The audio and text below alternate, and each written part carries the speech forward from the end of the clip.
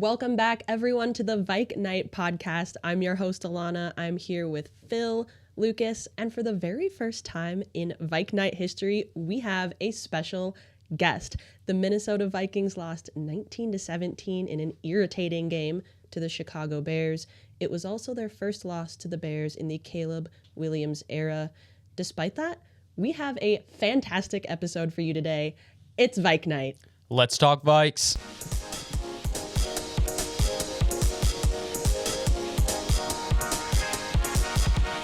It's Vike Nite.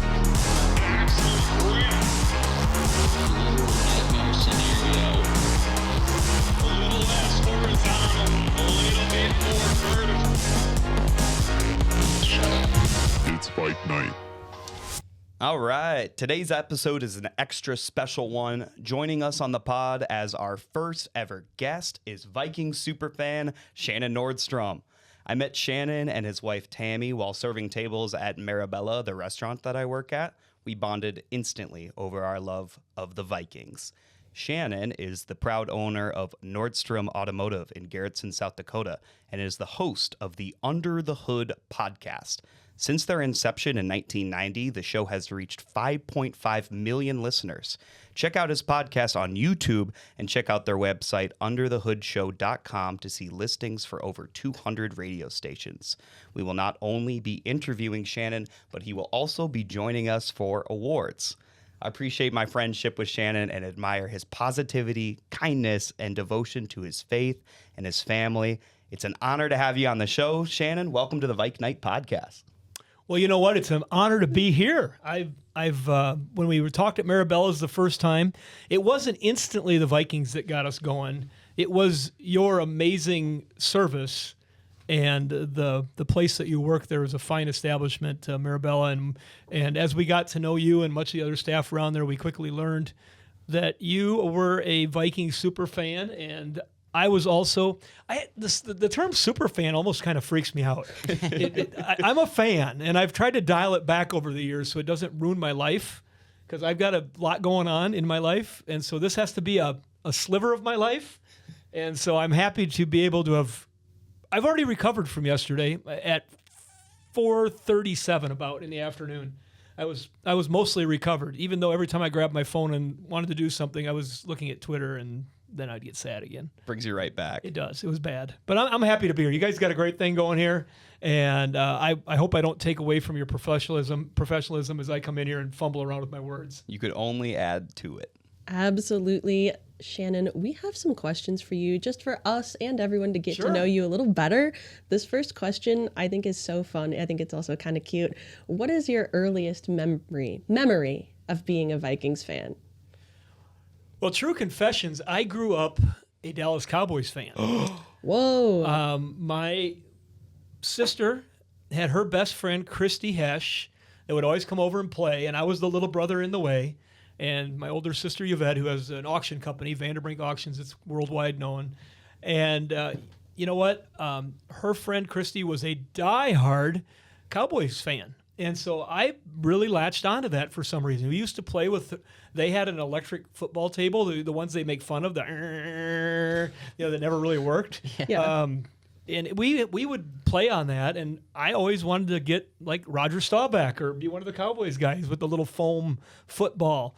And I think it probably changed after just enough family holidays, influences from getting picked on at school for being a Cowboys fan in this area, and then I started paying attention to the Vikings. And I don't remember when it really started. I can't say when it started, but it had to have been somewhere in my late elementary, junior school. Well, junior high school, probably somewhere in there that I started paying more attention to the Vikings because it was easier.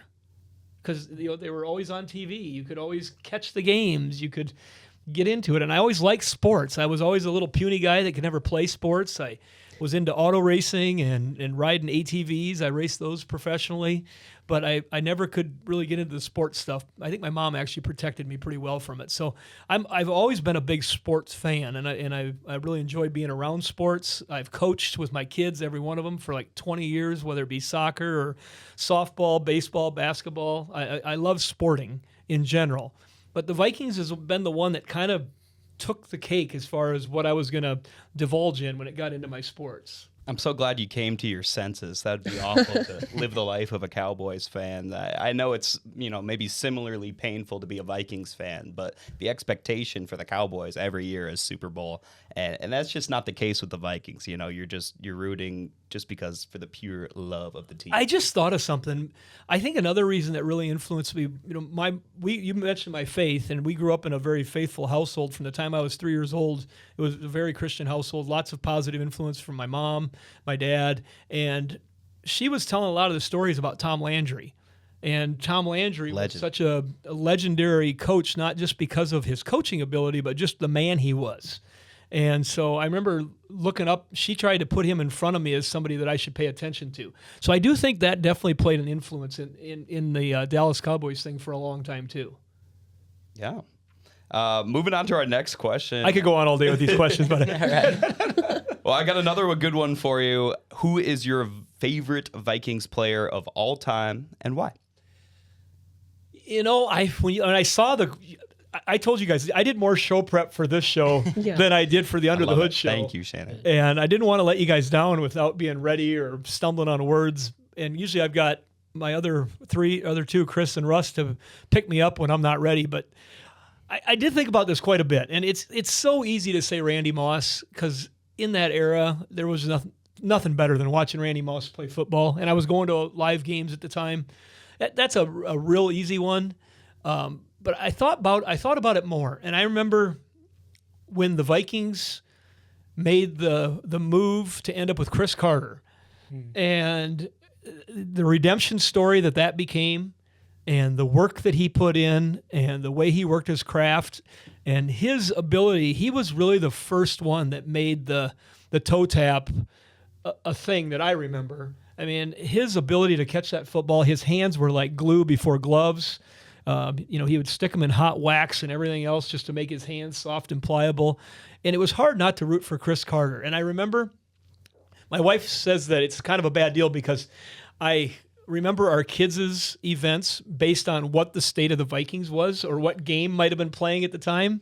And I remember I was putting together a Thomas the Tank Engine play set in front of the TV in our house, which at that time we were on, I think we were in Leslie Drive by then on our first house, and in Garrettson.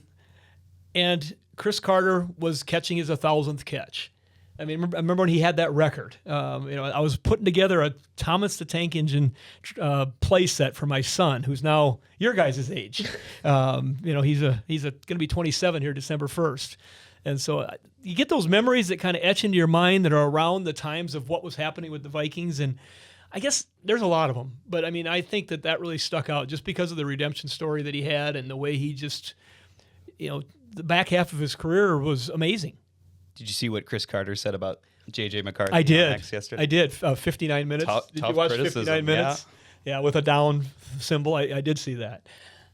Yeah, that's it's a bummer having a legend like that kind of seemingly just stamp his thumbs down on JJ like that. But the performance was deserving of it. Oh, absolutely. And he was at the game too, so it's like I couldn't imagine what was going through his head there. Shannon, I'd like to ask you how many games you've been to in your time. I know Lucas mentioned to me that you've been to nearly every home opener. Has it been since 1990? And if that's correct, and then what is the best game that you've seen live? Well, I have been fortunate that a good friend of mine who his son and my son played basketball together when they were little kids in Y-ball in Sioux Falls, and got to know him through business and Dale, and he's about getting ready to retire now, I think. But just we became friends over the mutual interest we have in automotive. And then we found out we were both Vikings fans. We had kids the same age, and we started coaching the kids together. And some of their Sioux Falls friends blended with some of the Garrettson kids, and we had a pretty good little Y-ball team for a while. I had a lot of fun with that, and those were great memories too. But he's been a season ticket holder for a long, long time, and so our boys and him had the opportunity to go to home openers probably since. Well, let's see. Riley was born in '98. It's probably been since 04, 05, probably something like that. Mm-hmm. And so I've been at the final game in the Metrodome against the Lions. I was at the opener for US Bank Stadium against the Packers, and that was a great game with the interception at the end to seal it. I mean, there's been a lot of great games that I've watched. And for a while, I was on such a winning streak. When I'd go to a game, they'd always win. And Dale keeps saying, hey, you keep coming with. They're winning every time. I wish that would happen for us. You guys have been on a losing streak. We have. Yeah, 3 games in a row now. Oh, that's so sad. It's such a long drive when they lose. Yep. But it'd be hard-pressed not to argue against one of the best games I've ever been to that sucked was the 1998 championship game. That was one of the best games ever that sucked at the end. Wow. But I was at the Minneapolis Miracle. And so it's hard to argue against a walk-off touchdown in the way that it happened and the euphoria that entered the building. I was with my son, and I was with a couple of Dale's kids and one of Riley's friends, and we were getting ready to go. How you do it when it's a loss, get your stuff ready. I told the kids to put their coats on. Let's get ahead of traffic where we park. We got a little routine. I don't like to leave early, but if there's nothing to stay for, sometimes it's okay to go when you got to drive back to Sioux Falls and Garrettson. And wouldn't you know it, we're sitting there just sadly putting our clothes on. You might as well play some REM, type sad music. Everybody hurts, and you're just sad, and then all of a sudden it's like complete craziness. You're like hugging total strangers. You're high-fiving people you've never seen in your life, and you don't want to leave. Because there's just pump that into your veins. It's just something that it was just, I'm very much a faithful person, but it was almost a religious experience at that point. Seriously. And it was, so definitely that is the highlight. And I don't know, it's going to take a lot to overcome that one, but maybe if we can get a NFC championship game someday in the US Bank Stadium and launch us to the Super Bowl, that might be overtake that. But for right now, that's going to have to be our pinnacle. Man. A great answer. Thank you, Shannon. I don't want to throw anyone off or catch you off guard, but I have a bonus question for you. I'm ready. Just hearing your answers to these questions and thinking about the players you've seen and the games you've been to, do you have a favorite era of Vikings football? Definitely the from Randy Moss being a rookie in '98 with Adrian Peterson playing alongside of him and the talent that was on those teams for a number of years on defense. Just the characters that were on those teams. But of course, it's easy to say that because that's your era you're paying attention to. Now you ask Chuck Foreman fan there, behind you, they'll tell you that was the best era. And it'd be hard pressed not to argue against watching Fran Tarkenton if that would have been your era, to say that wasn't the most amazing thing to see. But that era from 1998, 99, clear up to that was a pretty special, fun time. They should have won at least one championship in there, but that's just the way it is for Vikings. You've heard, Lucas has heard my joke before. I hope it's not true, but I am gonna hire Vikings players to be my pallbearers when I die, so they can let me down one last time. Just one more time they can let me down. Speaking on eras, I've seen maybe 2 to 3 different distinguishable eras of Vikings football. The mix of quarterbacks era with Adrian Peterson. We had 100 different quarterbacks, but one really amazing running back. We had our Zimmer era, which was pretty special. But I think this Kevin O'Connell era that we're in now might be my favorite era of Vikings football. And it will, time will tell to see how this goes. Obviously, this season is stressful, but I think he has the ability to create magic within a locker room. And we may even still see that this year, just being optimistic. I'd like to be optimistic. And I do have a lot of respect for the coaches that are there now. I think we got a great group. It's just if it doesn't come together, you know what happens. Yep. That's the sad part. All that fun and love might be for naught if they can't win. No kidding. Lucas, I agree. I really hope we're at the beginning years of an incredible KOC era. But guys, let's talk about the game that we just lost to the Bears. The Vikings now find themselves at 4-6 in the NFC North. Yeah, this rematch versus the Bears looked to be a repeat of week 1, where J.J. McCarthy just went sicko mode in the fourth quarter, and the effort was there in this game's fourth quarter, but it really wasn't enough to secure the win. In the first 3 quarters, the repeat was that of mistakes by the Vikings. J.J. looked quite bad. His stats on the game, terrible. It wasn't all on him, though. Multiple receivers dropped the ball. I'm guessing many people were yelling at the TV, like us, go back to running the ball, stop passing. The Vikings had a chance to win the game when they took the lead 17-16. That was with under a minute left in the game, but then special teams allowed the Bears' Devin Duvernay to have a 56-yard kick return, which directly led to the Bears winning on a walk-off field goal. Lucas, what was the text I sent you? I have to look. What was it? Wherever they scored, I said they're going to lose this on a field goal. Yeah, hey, he called it. I was ignoring text at that point. I couldn't look at my phone. As soon as they scored, I said right away to him, I'm like, 50 seconds It's is too way much too time. much time. And the way we were driving, I would have liked us to maybe just methodically. couple runs, make them burn some timeouts, and Exactly. I think leave you a could couple run on strike first and plays if goal. you don't get in there on the run. Yep. We're all experts now, aren't we? Armchair experts. Yeah. That was a hard watch most of the time. Who is this team that's once again getting booed at US Bank Stadium? This was disappointing to say the least. Few standout players that we'll get to in a bit, but let's start with some injury news.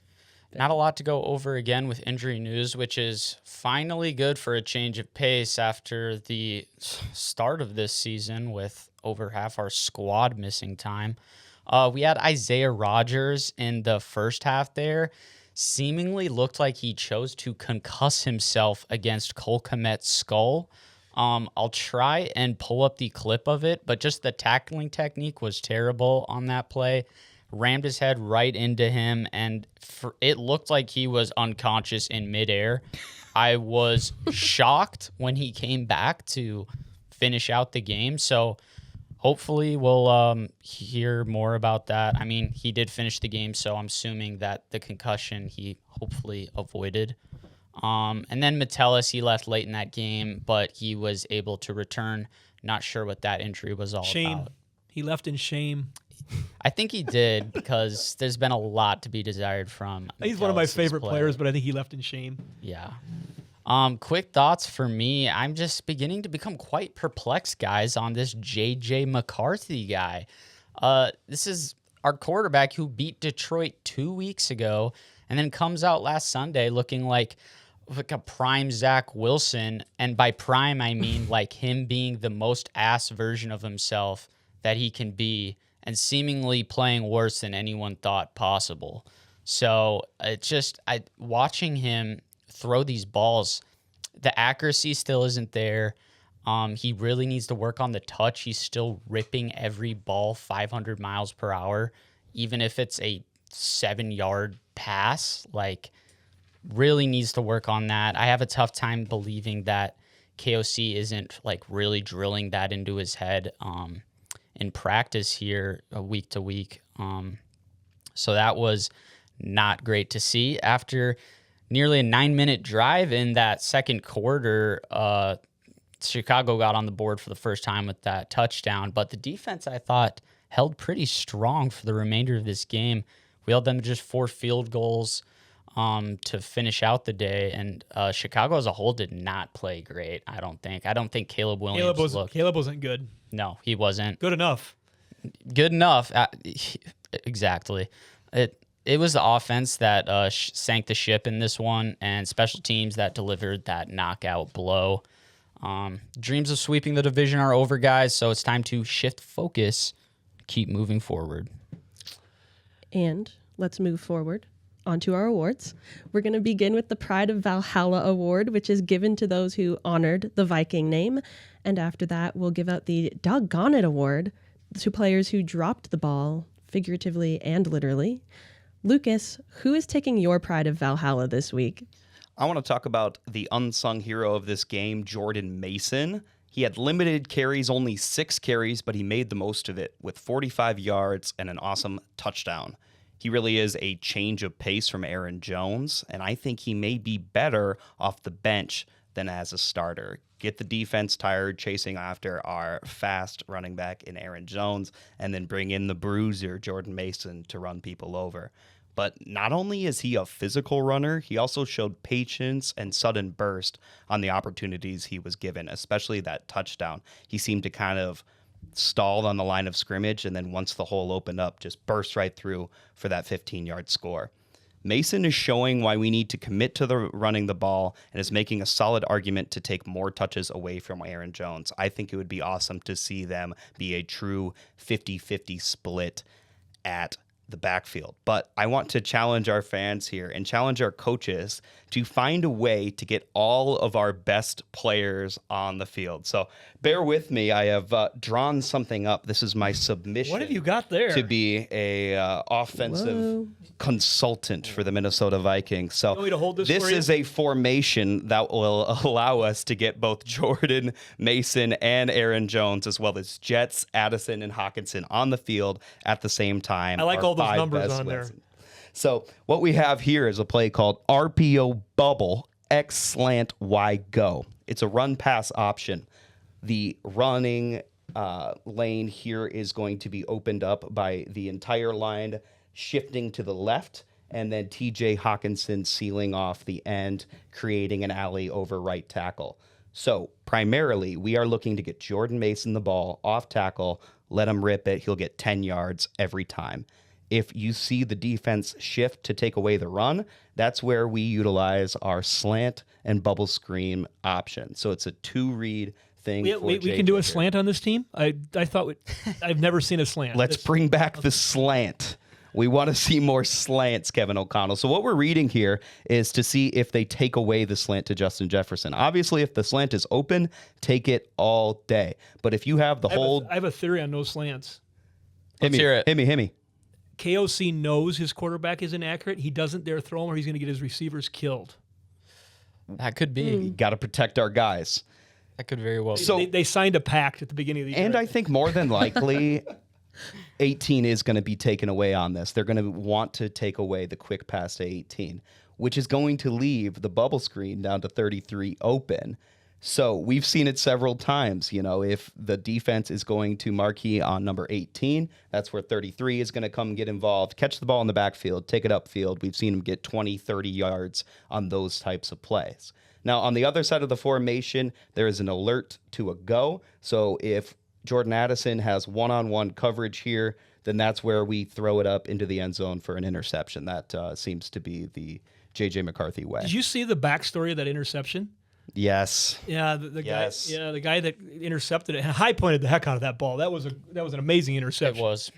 I don't like that throw right then, but great interception. And his coach in college was the gentleman, I can't remember the name, that was recently killed. Yeah, his college coach passed away. Yeah, the one that was on the TV on the Netflix special. Yep. And just passed away from a crazy assassin of some sort. Mm-hmm. But there was a good backstory to that interception. I thought he was hurt, but now when I saw it play it back, the Bears player was extremely emotional. Yeah. That he had that big moment, and just thinking of what just happened to his coach. Sometimes it's about who wants it more. And JJ gave both players a chance on that, which I didn't really want to see on 1st and 10 as we were driving down. But, you know, he threw it up, gave his guy a chance, and Jordan Addison was always going to be He was falling away, though. Addison denied on that one. He He couldn't just do much didn't about want it. it He enough. was falling away. Yep. So that was my play. That's my idea. I want to get all 5 of our most elite weapons on the field at the same time. I want to see more Mason on the field. And can we do it with Jones on the field as well? I think that would really throw defenses through a tizzy to have both of our running backs on the field at the same time. I want to hear your pride, Shannon. I want to know who made you proud this game. The pride of Valhalla.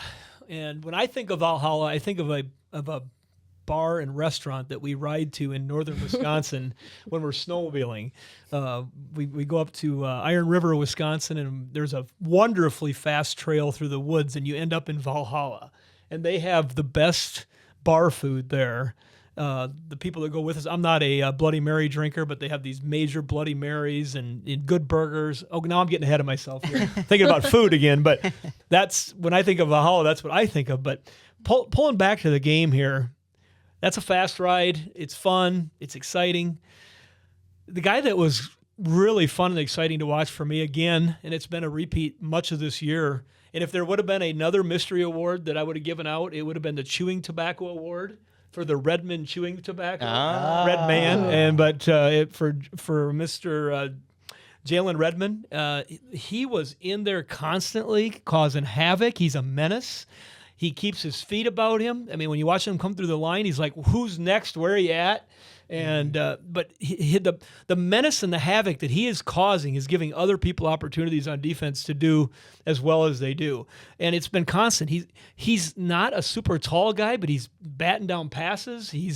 He gets his hand on somebody that he doesn't let go very easily. No, I've just been, for an unrestricted free agent, wasn't he? I think. I mean, that quest he cooked on that one to get him in there, and I'm very, very proud of his performance. I wish it could have led to a win, but he's just a bruiser. And Shannon, I think it's really cool. I actually had to switch my mystery award because I had one going to Jalen Redmond, and the award was called the Teacher's Pet Award. And the reason I was going to give Jalen Redmond the Teacher's Pet Award is that they mentioned on the broadcast that our defensive coordinator, Brian Flores, named Redmond as the most impactful defensive lineman this year, over Grenard, over Van Ginkel, and definitely over our two highly paid defensive tackles, Jonathan Allen and Javon Hargrave. He thinks Jalen Redmond is our best lineman, and that really says something both about the play of the highly paid defensive tackles, but also just about the excellent play from Jalen Redmond. I think it's more of a compliment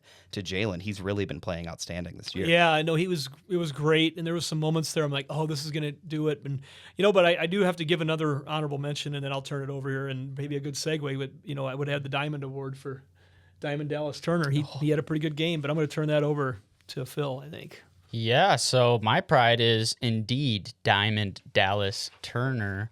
I thought he played his ass off with Grenard sidelined, and he really had to in a game where it would have been nice to have Grenard against Caleb's Houdini-like plays that he's making seemingly every other time he's pressured. So annoying. It's the matcha.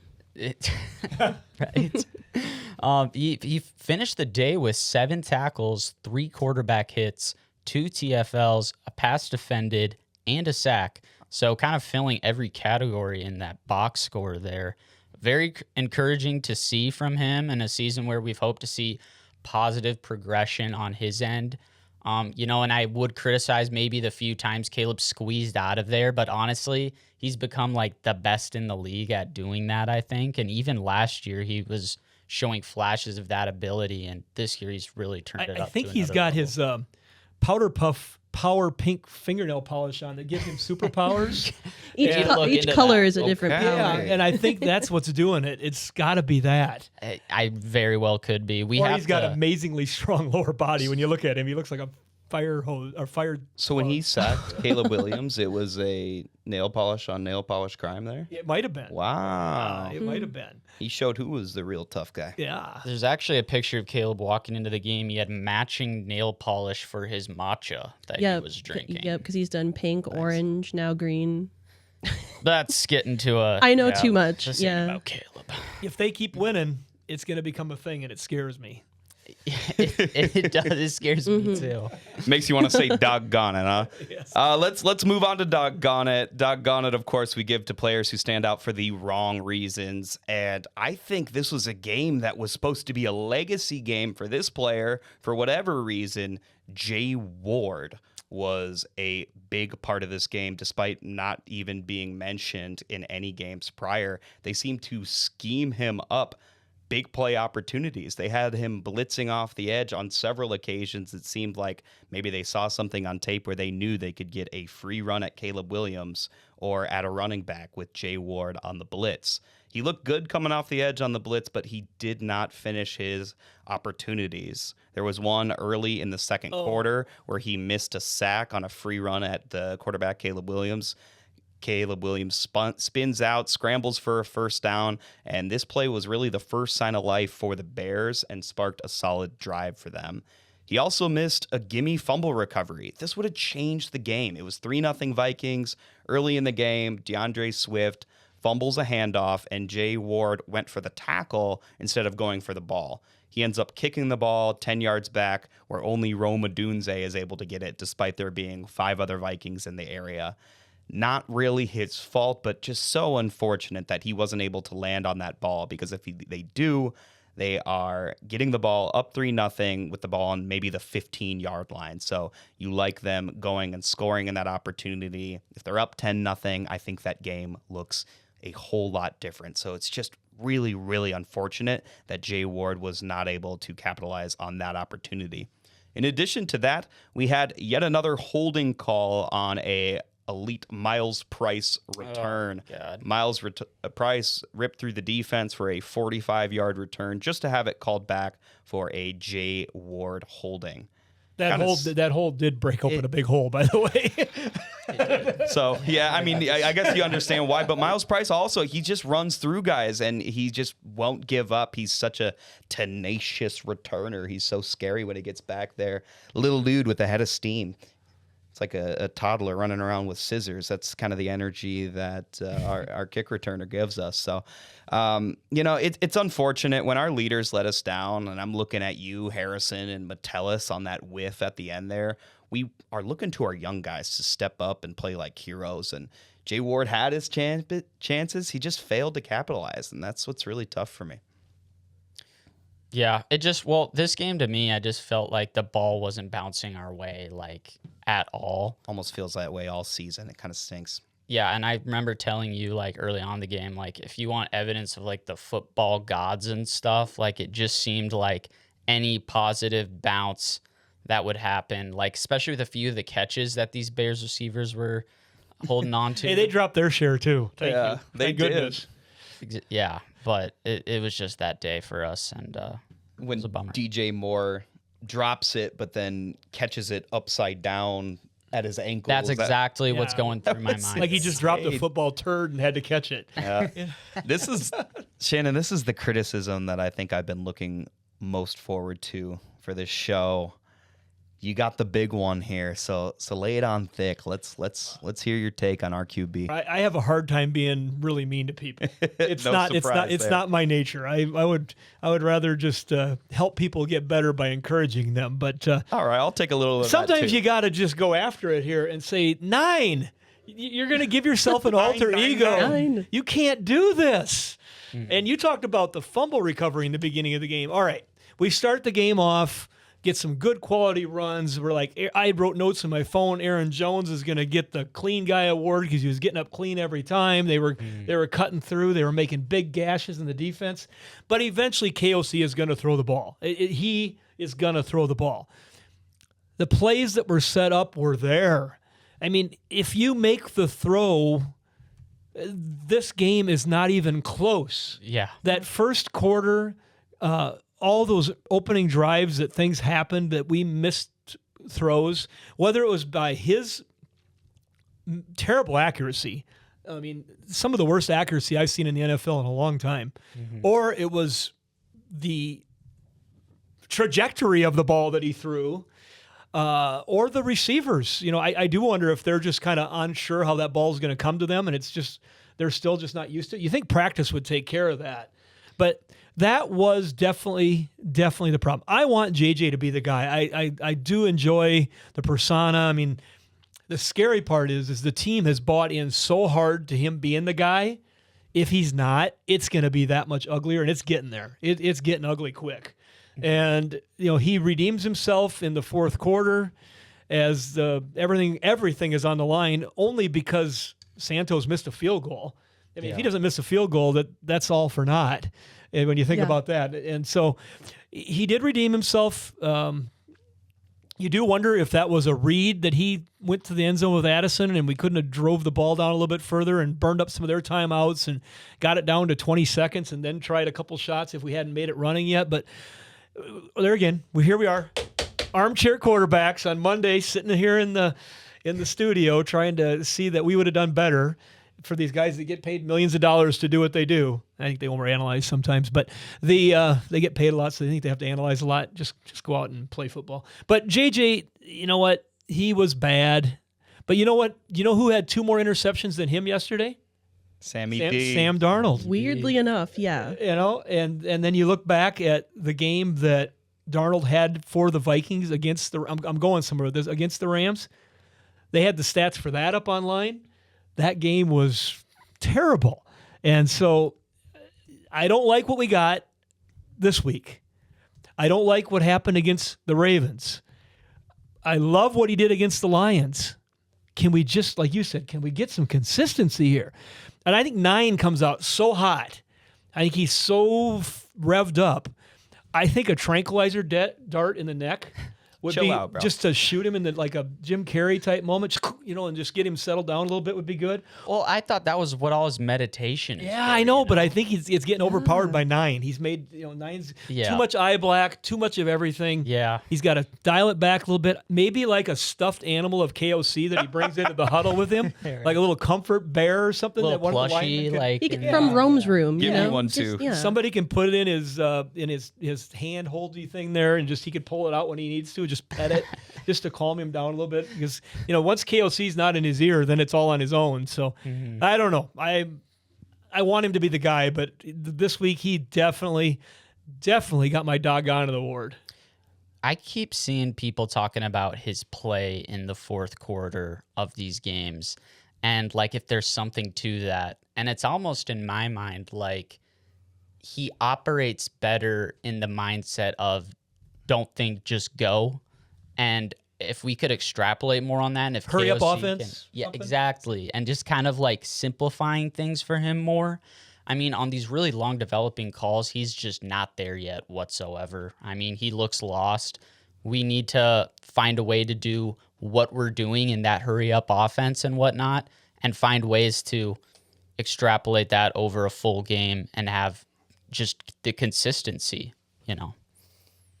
Doggone it. Doggone it, JJ. Doggone it.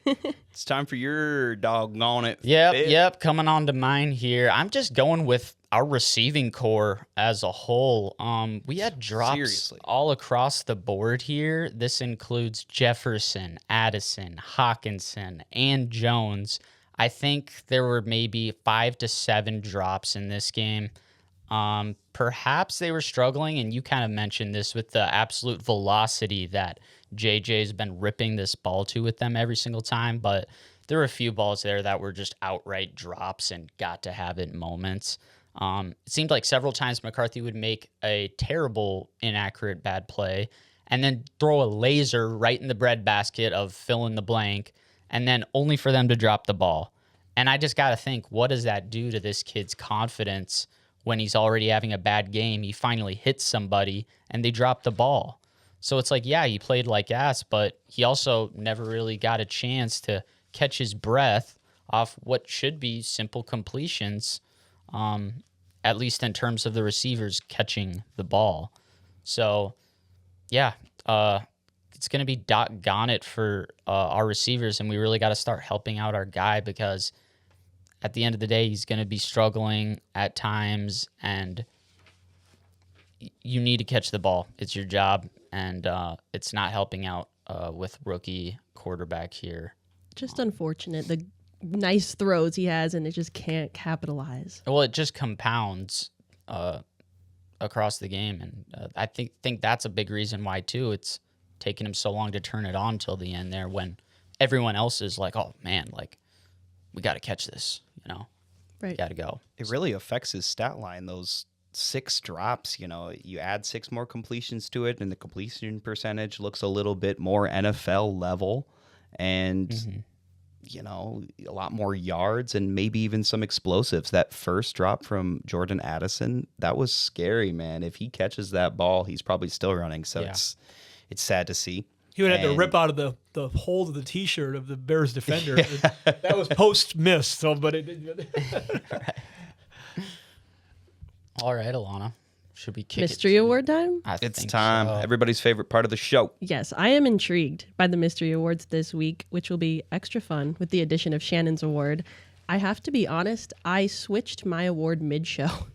It was originally the high mileage award. It was going to go to Miles Price. But Lucas, you already touched on his energy and what he's got going on. You talked about him like a kid running around with scissors. And I feel like that kind of got the idea of what I was going for. So I changed mine to the Fellowship Award. I'm gonna need a second on this one. So This feels kind of high up, like maybe it's got something to do with the fundamentals of our team. So I'm kind of thinking about Kwesi, I'm thinking about Kevin O'Connell and JJ McCarthy, and I'm kind of thinking about how they're related. And if this whole thing doesn't work out, this whole fellowship that we have between GM, coach, and quarterback, maybe all three of them are gone. And that's awful to see. But by the end of this JJ McCarthy rookie contract, if this thing doesn't work out, I think the fellowship will come crashing down. But hopefully they stick together and we go win 10 Super Bowls. I like that. Do we all guess this? Is that We all how- do. Yeah, I'm have a sorry. We guess. should have explained it to I you know, I better, kinda know. Shannon. Oh gosh, yeah, No, we jumped right in. No, we I didn't kind even of guess. I guess. I think that the fellowship award would probably go to. It'd probably go to JJ McCarthy because somebody needs to talk to him. He needs to have a. He needs to get some guidance. He needs some guidance. KOC must be in his ear, but I think he needs a little more. Maybe there's a exorcism. Maybe it was something to do like one of the old Gilligan's Island episodes with a voodoo doll where they can use like pins to figure out how to make him operate different. I think I'm pretty sure Zimmer was doing stuff like that towards the end of his. He got so crazy that he was like thinking the team was cursed and had like genuine like type wick dolls and stuff. Yeah, I don't know. There was the stuffed animal beheading. So I'm just going to say that also I'm going to be praying for better results, even though I don't think you can pray a win into existence, but just I'm going to pray for a better state of mind for myself and the team to handle all this. So it's going to take some fellowship. I say amen to that I as like well. that. I like that one too. Real quick for my guess, I'm thinking maybe the running backs, the fellowship between Aaron Jones and Jordan Mason. And I kind of think like the fellowship of the ring, I guess. Totally And that, like isn't it? compared to the other players on the team, they're kind of shorter guys. So they're like the hobbits that are delivering us from this bad quarterback play. They're taking the ring to gotta Mordor. be. They're punching it in there. It's gotta be. So, okay, wow. All of your guesses are like better than my answer, I think. You guys, we did not mention something that didn't happen in this game. JJ McCarthy was not sacked.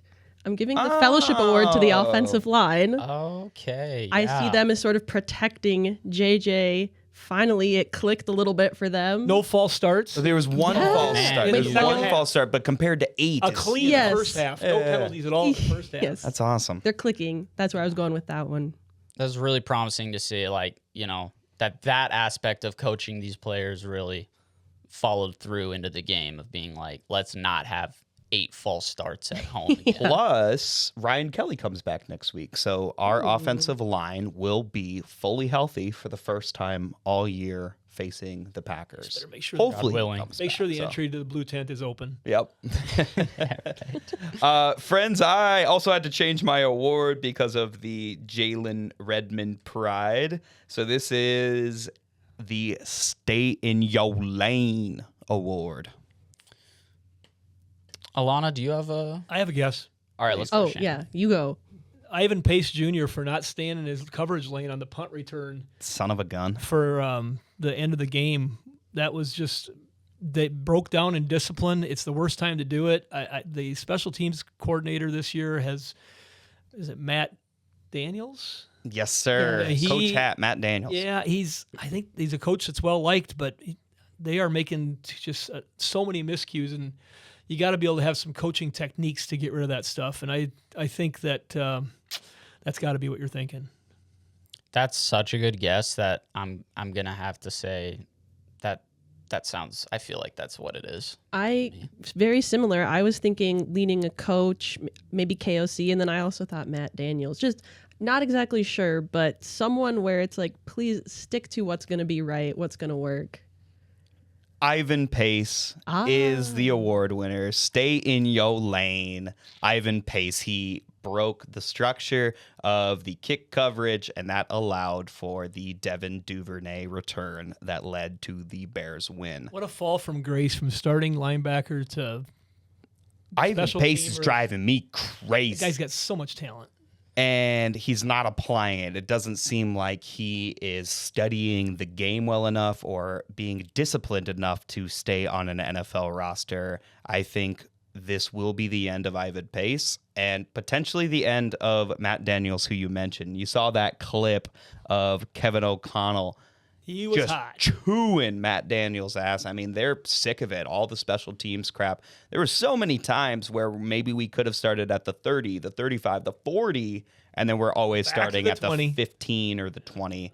And that is a lot to ask for already when our offense is not in rhythm. If you can get the ball on their side of the field, then we have a much better chance of getting the ball in the end zone. So And you couldn't have asked for special much teams better to of a step kick. up. I mean, they had him pinned, Oh, yeah. pinned in the corner. We had talked about it before the play. Can't boot this deep into the end zone because that gives them the ball at the 35. At this point, I would have There's a taken that. I think it might have been better. It might have been better in hindsight, obviously. Everything I'm seeing on X right now is everyone is like, now after the game's done, saying we should have kicked it out of the end zone. And I don't know, just with the new rules and starting it on the 35, like I feel like people would bitch either way if we kick it to the 35. They still had 50 seconds, all 3 timeouts. I said this pre-show, but you know what? We're wasting the best years of Will Reichert. Yes. Yeah, I think that I love that. His prime. Yeah, he should have been able to even bounce one down there. I mean, he's got skills. You know, I don't know. That's frustrating, but Yeah. what do you do? We're just It fans. was a beautiful kick. It entertaining. landed at maybe the 1 or the 2 yard line in the corner. They thought they had him pinned. Ivan Pace, stay in your lane, Yeah. and we might have a win. We don't. Time for your award, Shannon. I'm excited to hear this one. I've been brainstorming all day. It's the Sunny D Award. That's all I got to do is say the Sunny award, D. right? I was thinking that this will go to Andrew Van Ginkel because he looks like Sonny from Remember the Titans, and he plays defense. It's as simple as that. He had a great game, kind of an unsung hero because this is what we expect from the Gink man. I think he went out there and had a sack, a couple tackles for loss, and I think he got his hands on a pass defense as well. So Gink man is my guess. What do you two think? I'm gonna go with what my pride that I actually had. I think it might be Diamond Dallas Turner. I mean, I thought that he stepped in well, as I said, for Grenard, and he was a bright spot, I would say, in a game where there's a lot to criticize and be feeling bad about. It's good to see that development from him, and I thought he was the Sunny D. Okay, funny enough, I'm thinking along the same lines. I have D stood out to me for defense. I'm thinking Dallas Turner or Gink. But the reason I'm going to go Gink is because we've already talked about Dallas Turner. That's the only reason. Okay. Well, there's portions of this that you guys might have gotten a little bit right because I've parlayed this into a event. But were you guys young enough? You have to. Yes, you were. Did you have Sunny D when you were? Absolutely. Yeah. And what was it? Just Delicious. sugar. It's orange juice. It was My mom, juice. my mom like Sugar wouldn't okay. let me drink it. Who 'cause it brought was the a- juice? Who brought the juice? Yes. So there was a series of plays where, for some reason, Ben Johnson, with the lead, thought he needed to throw three passes in a row that all failed, stop the clock. But not all failed. But in that series, Diamond Dallas Turner had a sack. Van Ginkel souffled Caleb Williams. Soufflé. He souffled him. And then Miles Price comes out and brings the juice on the punt return right after that. That was the juice that they needed to get going. It didn't end with a victory, but the Sunny D Award was for bringing the juice. I mean, right there, those three brought the juice. It turned the game around. It's just sad it couldn't end with a victory, but that was the Sunny D Award right there. You have to feel like the 2025 Vikings, those are the real leaders of this team, if the ones that bring the juice. What were you going to say, Phil? I completely lost my train of thought. That's so. all good. You That's can just all right. segue I right to your got so award. excited about my presentation of my award. That, You crushed it. I appreciate that. That was good stuff. I just got too much heat. Almost a trick one, though. Three award winners. Well, but it was actually just going to be the punt return, but we'd already talked about that. So Yeah. in game here, I had to. Oh, kinda, yeah. I like it. I had like to it. That's adapt a bit, perfect. so- I think I remember what I was going to say. Just having that one moment of like complimentary football just shows how much it could have swung in our favor had we had that consistency across all three phases. I mean, just in that short span of time, we got back into the game and whatnot. Does anybody else feel like we just should have blown them out? I mean, there was just moments, glimpses where it's like, if you could just do that all day, that we'd first win this quarter should have been 31 to 120 10. yards for JJ. It should have been Addison with 50. It should have been. I'm sure that that JJ would have got in there. The other JJ would have got in there somewhere. I mean, that should have been 14-0. And then we kill their will. JJ gets confidence. This is all different. I think if Carson Wentz was out there with his fallen off shoulder, even like we still would have won this game by at least a touchdown. Oh, and with Kirko in there, I hate to say it, we would have. I think we brought that. One of you guys brought that up yesterday. It could have. We might as well just had Kirk or something. Oh, Kirko would have had those. He's so accurate. That's his thing. With those open players, we would have had 21 points by the second quarter. Shannon is a known Kirk Cousins apologist, so take that with a grain of salt. Just for accurate throwing. He is more accurate than what we saw on Sunday, so I'd have to go agree with that. Alrighty, guys. So for the final award here, I am going with the Torture Chamber Award. Now, this one's a little unconventional because that's kind of how I like to do these. So I don't think I have the answer, but it's the only thing I can think of. I think you're giving this to Max Brosmer for witnessing all these losses and just wishing he could go out there. He's existing in a torture chamber. Wow. oh, that's good. That's a really good answer. I like that. I think it's the Vikings fans. I think we are constantly in the torture chamber. I think it's the bane in existence of a Vikings fan is that you have to be able to handle. You have to have a strong heart. You have to have things in your house that aren't sharp. You have to like soften the edges on all of your furniture. Keep the kids and the dogs out of the room. If you're that kind of a person, because you're in the torture chamber, I'm telling you, it's not good. So it's got to be the Vikings fans. It's funny. I was thinking very, very similarly, not the fans, but specifically where Phil and I watch, which is right downstairs. I think really good vibes in my living room. We have a ton of plants, beautiful, decorations on the wall. It's very homey, very cozy. But on game day, I just feel like it's the torture chamber. I just can't stand sitting there and watching this team play the way that they do. Especially when you see them drive down at the end, you just say to yourself, where has this been all day? Mm-hmm. I don't care if during this first year of J.J. McCarthy, if they don't win a ton of games. But what I do want to see is them go out and compete for 4 quarters. Having 3 3/4 of football that was just complete nonsense, not good offense, horrible rhythm. There was just nothing there. I can't watch that, and it's painful to watch. I just want to watch them compete. I was saying I would way rather watch an offensive shootout than a sluggish defensive battle. We don't need to get into a sluggish defensive battle with the Bears. We can boat race them, and we should be boat racing them. Like I said, we should have won this game 31-10. We missed so many opportunities, and we, the fans, are being tortured by this play. I just can't believe it this year. I thought we would at least be more competitive. Right. It is a bummer. I mean, I look forward to games. I mean, I've pretty much spent my whole week looking forward to the time, Lucas, we get to spend watching the game together only to watch 2 minutes of good play.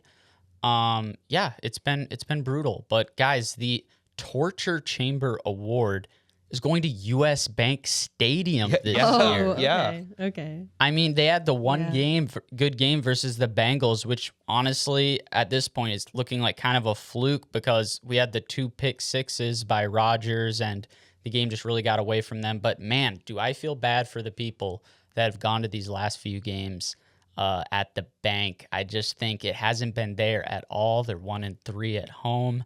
Or is it 1-4 now? 1-4 now at home. 1-4. Really weird. That is the torture chamber. It is the torture chamber, and it's a bummer because it's such an amazing venue. But man, these fans are they got really loud there at the end. Yeah. I mean, and my voice is gone by that point. So it's like for them to still be cheering them on, only to just be tortured yet again.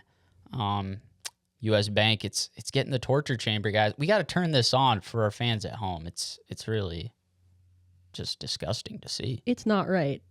It's not right. I need to go back to a game. See if my winning streak can continue. Hey. I think so. We need to get you back where out you there. at? Well, if you have any wrapping up thoughts, we're kind of nearing the end here. Well, I just want to thank you for inviting me. Absolutely. It's been a pleasure, Shannon. To come you did into so this- good, too. Into this sacred area. We might have to have you out more on. And for I some really good enjoyed structure to our the show. opportunity talking to the fans that are listening, watching, and we will continue to lift these guys up in their quest to bring good vibes to the Vikings. And it's a tough team to be a fan of. It really is. But you know what? It's a lot of fun. I got to remind myself, as my wife, Tammy, it's just entertainment. And I just really get into my entertainment on this faction. So I'm just going to root for the Timberwolves now and and cheer for some positive growth. I mean, could we go on a 6-game win streak? Probably not. Hey, as Aaron Rodgers would say, like, run the table. Weirder things have happened. Yeah, we'll all celebrate it if it happened, but I don't think so.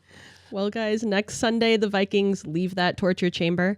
They're traveling to Green Bay to take on the Packers, where they haven't lost in Lambeau since 2022. Wow. We're looking to see this offense click much sooner than the fourth quarter, hopefully get a much-needed win in the NFC North. Border Battle Week is always intense, but we're all here for it. Shannon, thank you again so much for coming. Please come back anytime. I wore my black shirt today, and that's funeral, and I don't want it to be, though, because there's still white hope in the center. There you go. And it'll never die. We had a vehicle in our shop the other day they were dismantling, and somebody had painted their 07 Tahoe very poorly, I might add, purple. And it's a vehicle that had been really beat up. It was in very rough shape. The door handles were broken. There was rust around the rear wiper arm. The wheels were corroded. But it had a brand new transmission in it. So even in the midst of that purple paint of the vehicle that it was, there was a beautiful piece in there that we could get out. And so that's what we're going to get out of this season. We're going to get some beautiful pieces, and we'll let the team build it back up, and we'll see where we end up at. And at some point, we're gonna get there. I don't know how to act if they actually win something like that. But it's a beautiful analogy. Skull Vikes, thanks so much for watching. Like, comment, subscribe. We'll catch you next week. Skull Vikes, baby.